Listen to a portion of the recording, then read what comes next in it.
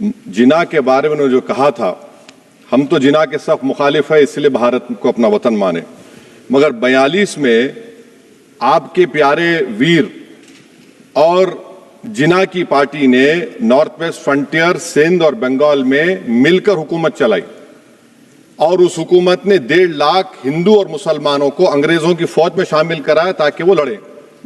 तो किसी शायर ने अच्छा कहा था वजीर आजम के बारे में कि फरेब देकर जमाने को पारसा ना बनिए, इन्हें कहो कि वो बंदा बने खुदा ना बने, अमीर शहर यही चाहता या हजरत कि हमारी चीख गले में रहे सदा ना बने। दूसरी बात मैडम, हमारे वजीर दिफा जनाब राजनाथ सिंह साहब ने बड़ा ही अजीब व गरीब और तकलीफ दे बात कही उम्मुल मोमिनीन के बारे में और उम्मुल किताब के बारे में। उम्मुल मोमिनीन उनको कहते हैं जो हमारे प्रॉफिट मोहम्मद सल्लल्लाहु अलैहि वसल्लम की वाइफ हैं, वो हम तमाम मुसलमानों की माँ, हम उनको तस्वुर करते हैं, मगर हम उनकी इबादत नहीं करते, हम अपनी माँ की इबादत नहीं करते। उम्मुल किताब कुरान है, हम कुरान की इबादत नहीं करते, कुरान अल्लाह का भिजा हुआ कलाम है। तो उसके बारे में भी शायर ने अच्छा कहा कि खबर नहीं जिन्हें अपने दीन और मजहब की, हमें वो दीन का मतलब सिखाने निकले हैं। अहम बात यह है कि मैडम, हमारे मुल्क का आइन क्या इस लफ्ज से आगाज होता है, वी द पीपल। इसका आगाज भारत माता के नाम से नहीं होता है। हमारे संविधान का जो प्रियम्बल है वो क्या कहता है? Liberty of thought, expression, belief, faith and worship. अगर दस्तूर का ये पहला सफा ये बात करता है तो फिर कैसे किसी शहरी को किसी खुदा, देवी, देवता की इबादत करने पर या सजदा करने पर मजबूर किया जा सकता है? आप ही की पार्टी से आज की जो बातें हुई है इसी का बोल रही हैं। हमारे कॉन्स्टिट्यूंट असेंबली में मैडम एक मोहतरमा थी रोहिणी कुमार चौधरी ने एक तजवीज दी थी कि प्रियम्बल में किसी देवी के नाम से शुरू हो। उन्होंने खास तौर से वंदे मातरम का जिक्र किया मगर उसको कबूल नहीं किया गया। फिर केवी कामत साहब ने एक तजवीज दी कि इट्स सिटीजन्स को बदलकर हर सिटीजन्स किया जाए और खुदा के नाम से शुरू किया जाए, वो तरमीम को मुस्तरद कर दिया गया। हमारे संविधान का उसूल यह है कि भारत क्या है, उसकी अवाम है, अवामी कानून की मुसन्निफ है, अवाम मर्जी से सबसे बालातर है, अवामी हाकिम है। मुल्क किसी खुदा, देवी, देवता, मजहबी इलामत के नाम से नहीं चलता, ना मुल्क किसी एक मजहब की मिल्कियत है। इसीलिए बाबा साहब अम्बेडकर ने क्या कहा था, उन्होंने मदर इंडिया के नजरिए को मुस्तरद किया। बाबा साहब ने एक नई इस्तिलाह वजह कर दी और कहा कि भैक्षित भारत, ये बाबा साहब अम्बेडकर ने कहा। अब मैडम, अगर मजहबी आजादी इस आइन का बुनियादी उसूल है तो सवाल ये पैदा होता है कि उस वक्त हमारे जो कॉन्स्टिट्यूंट असेंबली के प्रेसिडेंट थे जनाब राजेंद्र प्रसाद साहब ने किस बुनियाद पर वंदे मातरम को कौमी तराना करार दिया? ना तो कोई सेक्युलर रेजोल्यूशन है इसके बारे में। मैडम, मैं आपको बताना चाहूंगा कि जुडिशरी क्या कहती है। बीजू इमैनुअल केस है 1986 का, जिसमें जिहोवा विटनेस ने कहा कि मैं नेशनल एंथम के वक्त खड़े रहूंगी, पढ़ूंगी नहीं।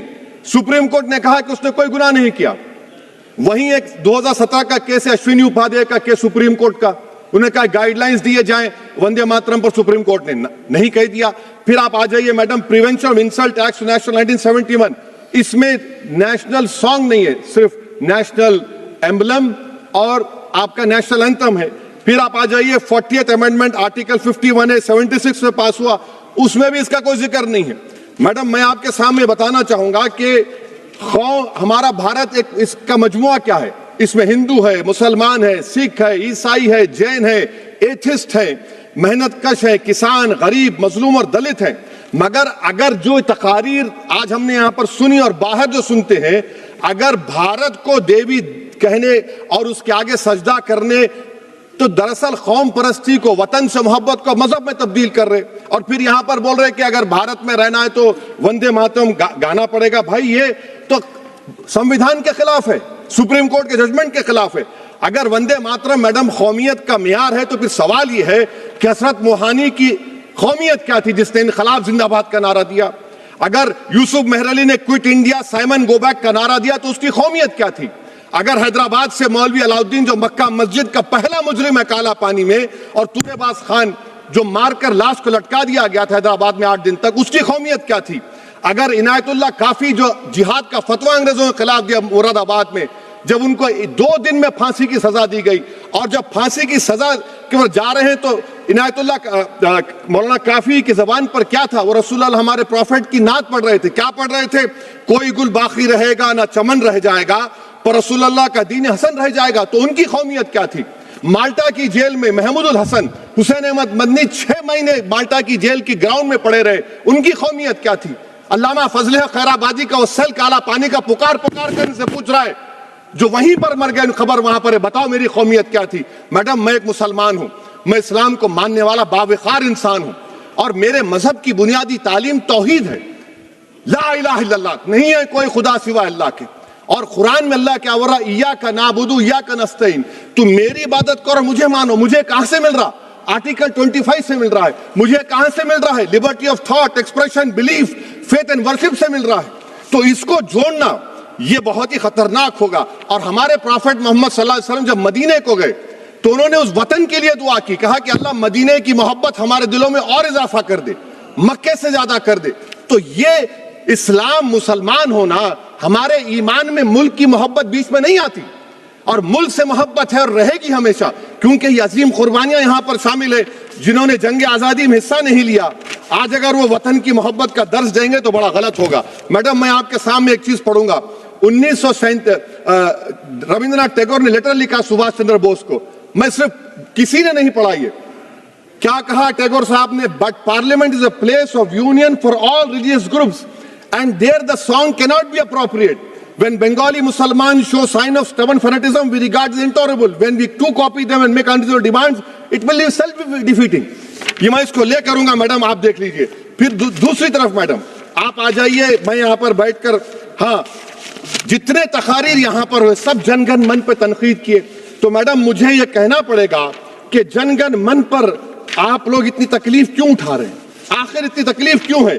تو میں جب جا کر دیکھا تو مجھے 28 دسمبر کا آرگنائزر میگزین کا آرٹیکل ملا، جس میں آرگنائزر لکھتا ہے کہ what is the moral sanction behind government choice of Jan Gan Mana except that it can be made an item of entertainment at the sumptuous parties thrown by government officials. آپ بتائیے اس کا بولیں گے آپ؟ اور پھر اس کے کائنڈ کیسا کرتے ہیں؟ It will mean we cannot love our motherhood. Madam, please. It will mean that Vande Mataram is buried alive with the word Jan Gan Mana on the tombstone. For the tomb will also be of Jan Gan Mana of the will of the people. اس پر آپ کیا بولیں گے؟ Madam میں آپ کو یہ بتانا چاہ رہا ہوں کہ وطن کی محبت ہمارے لیے بہت اہم ہے، مگر یہ بتائیے ہم کو کہ ابھی میڈم یہاں پر آنند مٹھ کے بارے میں بہت کچھ کہا گیا. میں صرف 2 مثالیں آپ کو دیتا ہوں. آنند مٹھ کے پیج نمبر 70 اور 80 کو پڑھ لیجئے. اس کے بعد سناتن جہاں مسلمانوں کے گھر پاتے تھے انہیں آگ لگا دیتے تھے. آپ پیج نمبر 98 پڑھیے. ہمیں صرف ان مسلمانوں کو جڑ سے ختم کرنا ہے کیونکہ خدا کے دشمن بن چکے ہیں. پھر آپ پیج نمبر 115-16 دیجئے. پھر مختلف علاقوں میں مسلمانوں کو سزا دینے کے لیے بھیجے جاتے، جہاں مسلمان آبادی نظر آتی جلا دیا جاتا. پھر آپ دیکھ لیجئے میڈم صفحے نمبر 120 پیج 120 بنکم لکھتے ہیں کہ صنعتیوں کو معلوم نہیں تھا کہ انگریز ہندوستان کو نجات دلانے والے ہیں. یہ آپ کیوں کر رہے ہیں؟ اب آپ میڈم میں آپ کو پیپرز دے کر دوں گا. میڈم بھارت میں ہماری آزادی اس لیے آئی اور برقرار رہی کہ ہم نے ملک اور مذہب کو ایک چیز نہیں بنایا. ہم نے اعلان کیا کہ ہماری ملک مختلف طبقات مذاہب پر مشتمل ہے. ہمارے مشترکہ تقدیر ہماری قومیت کا سرچشمہ ہے. یہ خاص زبان ثقافت مذہب نہیں ہے. اگر وندے ماترم کا متن قوم اور مذہب کو ایک بنا دیتا ہے، اگر ہم اسے ٹیسٹ بناتے ہیں وفاداری کا، تو پھر مان لیجئے کہ یہ گاندھی، امبیڈکر، ٹیگور، بوس اور لاکھوں آزادی کے سپاہیوں کی سوچ کو چھوڑ کر گوڈسے کی سوچ کی ہندو قومی پرستانہ، میں ختم کر رہا ہوں، ہندو قوم پرستانہ کو اختیار کریں گے. مجھے وطن سے بے انتہا محبت ہے میڈم، اور انشاءاللہ ہمیشہ رہے گی. مگر باوجود اس کے کہ میری مسجد، میری عبادت گاہ، میرے کپڑے، میرے کاروبار پر حملے ہوتے، مگر میں پھر بھی کہتا ہوں کہ وطن میرا، ہر وطن کو ہم چھوڑ کر نہیں جائیں گے. مگر حب الوطنی کا کیا مطالبہ ہے؟ حب الوطنی یہ کہتا ہے کہ وطن سے محبت ہے تو ظلم کو ختم کرو، غریبی کو ختم کرو، بے روزگاری کو ختم کرو، جبر کا خاتمہ کرو، امن کا گہوارہ بناؤ، پاکستان کی دہشت گردی کو ختم کرو، ایکسپلائٹیشن کو روکو، شرارت کو روکو، ملک کے خلاف کی جانے والی سازش ختم کرو. میڈم بھارت ایک چمن ہے جہاں پر ہر پھول کو کھلنا چاہیے.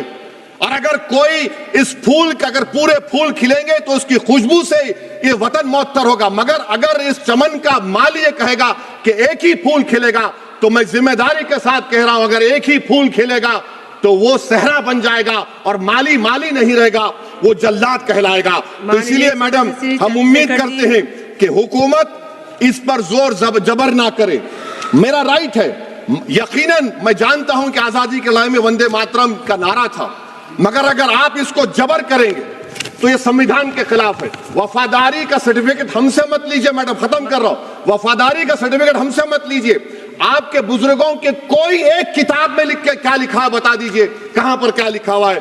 تو میڈم میں اس شعر پر اپنی بات کو ختم کر رہا ہوں میڈم، میں اس شعر پر اپنی بات کو ختم کر رہا ہوں میڈم، میں اپنی بات کو ختم کر دیتا ہوں میڈم، کیونکہ آپ بہت جلدی میں ہیں، کہ بھارت زندہ باد، ہندو مسلمان زندہ باد، دلت زندہ باد، عیسائی زندہ باد، آدیواسی زندہ باد، جو کسی خدا کو نہیں مانتے وہ بھی زندہ باد، اور میڈم سب پچھڑا سب آ گیا اس میں۔ تو ہم امید کرتے کہ اس روح کو آپ سمجھیں گے اگر آپ صرف اپنی آئیڈیالوجی کو لے کے چلیں گے۔ اور آخر میں میڈم جناب بنکم چندرا صاحب کے بارے میں آپ کے سامنے ڈاکیومنٹ لے کر رہا ہوں کہ انہوں نے بی اے کا ایگزام پاس نہیں کیا تھا، 7 مارکس سے فیل ہو گئے تھے، یہ بھی رکھ رہا ہوں۔ تو آپ جس کا لٹریری جائنٹ بتا رہے یہ نہیں ہے۔ بہت بہت شکریہ۔